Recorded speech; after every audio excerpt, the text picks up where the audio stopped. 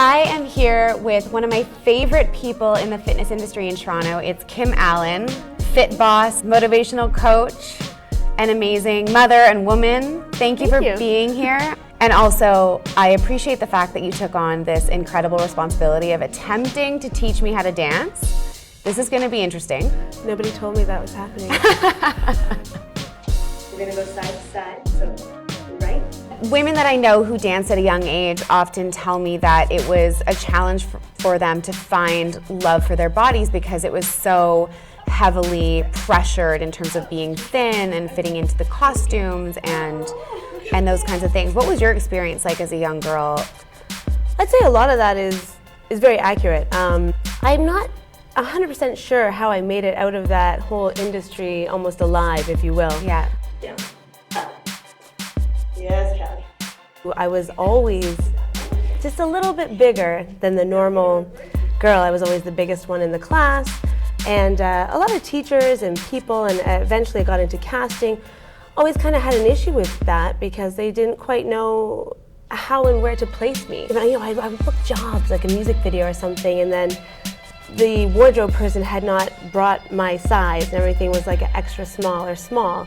And so things wouldn't fit, and then they want to make you feel bad because you don't fit into what they brought. So it was always some embarrassing moments, but I think just the love of dance kept sort of me moving forward with it. But I always kind of found it was such a pity that other people had such a problem with my body, and it blew my mind. And what is it about our bodies that make people uncomfortable? 100%. Does it make them question themselves? Does it make them, what is that? And you know what, Callie, I think over the years I've really learned that not everybody, but often people will sort of be passing judgment on you because really it's something that they have not allowed for themselves. Absolutely. You know what I mean? It's a projection. Ready together? No.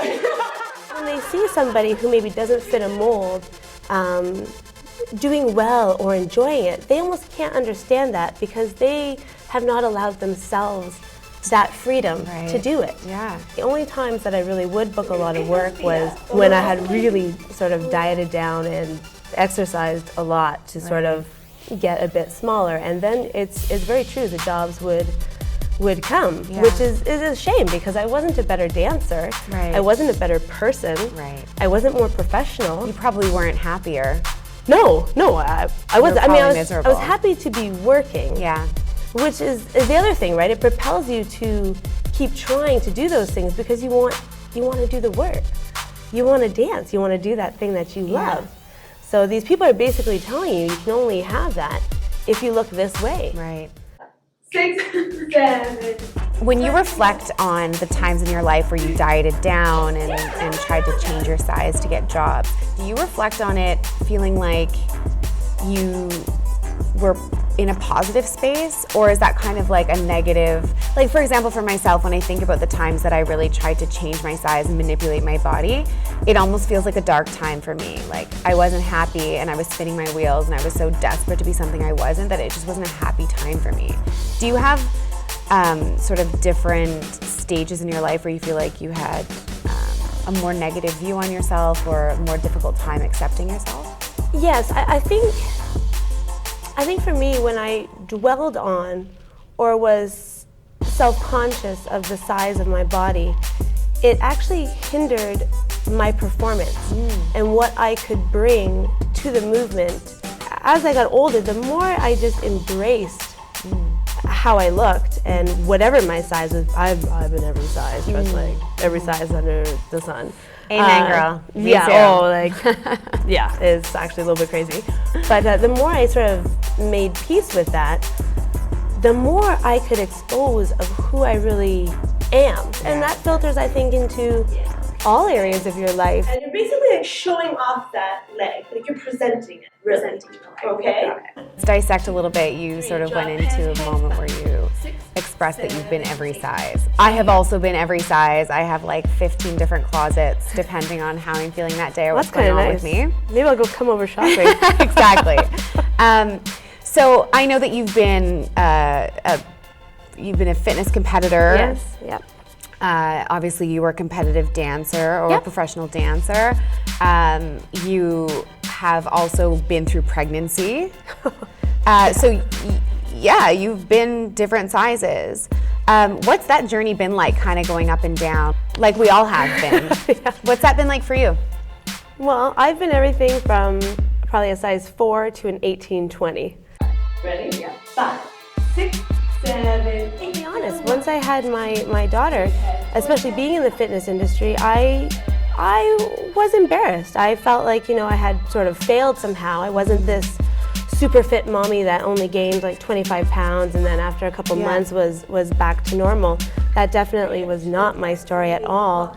And going back teaching while being seriously clinically obese, I mean, I was 245 pounds when I had my daughter. The more that I focused on gratitude and that I better find a way to be happy and not miss this whole amazing experience of mommyhood, being miserable and feel imprisoned in my body. And if I decide when I am ready and I want to lose the weight, I will, because it's just weight.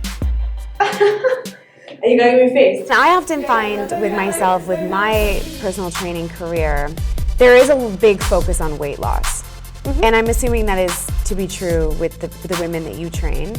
How do you balance helping them to lose weight, but also keep a fundamental love and appreciation for themselves and their bodies?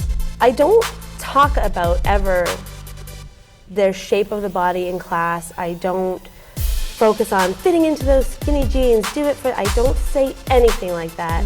I focus on feeling strong, feeling accomplished, celebrating the victory of showing up. 5, 6, bring it together, 7, 8. What does the word fitness mean to you? I think somebody that feels strong and at home in their body. Circle 1, 2, 3. It's hard to feel, sort of fit if you don't feel at home in your own body. When do you feel you're most confident? I feel most confident when I am doing the things that I love to do. Some of those for me would be dance, definitely helping women. That is a huge part of my life. Being a good mom and being active. Yeah! When I have those things all kind of working together, I feel very confident because I'm fulfilling everything that I need to be the best version of me possible. That makes me feel confident. What makes you not feel confident? When I fall off the wagon or don't plan well, if I feel like I'm not doing as good a job as I could, I think that shows up in my confidence. So it's not as much an external look as it is. No, Callie, after I had my daughter, at 220 pounds, I was leading lap dance workshops. So I know that sexy or feeling confident is not how you look. Right. It's a state of mind. It's in your mind. Amen. That's so good. It's so good.